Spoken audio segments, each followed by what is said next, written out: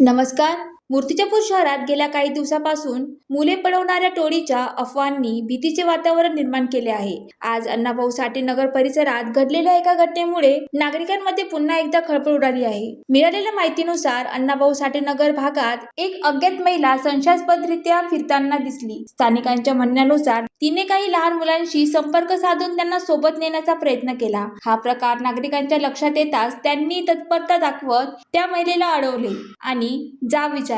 समाधानकारक उत्तर न मिळाल्याने तिला पोलिसांच्या ताब्यात देण्यात आले. विशेष म्हणजे काही दिवसापासून बस स्टँड परिसरातही अशीच एक संशयास्पद घटना समोर आली होती. त्यामुळे पालकांमध्ये घबराट पसरली असून आमच्या मुलांच्या सुरक्षिततेचा प्रश्न निर्माण झाला आहे, अशी प्रतिक्रिया स्थानिक रहिवाशांनी व्यक्त केली आहे.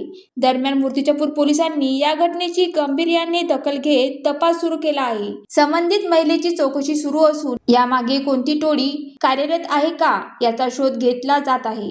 दोषीवर कडक कारवाई केली जाईल असे आश्वासन पोलीस प्रशासनाने दिले आहे. पोलिसांनी नागरिकांना आवाहन केले आहे की अफवावर विश्वास ठेवू नका, सोशल मीडियावर अप्रमाणित संदेश पुढे पाठवू नका, लहान मुलावर लक्ष ठेवा आणि अनोळखी व्यक्तीशी बोलताना सावधगिरी बाळगा. कोणतीही संशयास्पद व्यक्ती आढळल्यास कायदा हातात न घेता तातडीने पोलिसांशी संपर्क साधा. सध्या परिसरात तणावपूर्ण शांतता असून पोलीस गस्त वाढवण्यात आली आहे. ही घटना अफवा आहे की प्रत्यक्ष टोळी सक्रिय आहे याबाबतचा तपास पुढे काय उलगडा करतो हे पाहणे महत्त्वाचे ठरणार आहे. रुपाली खडसे, ज्वालादीप न्यूज, मूर्तिजापूर.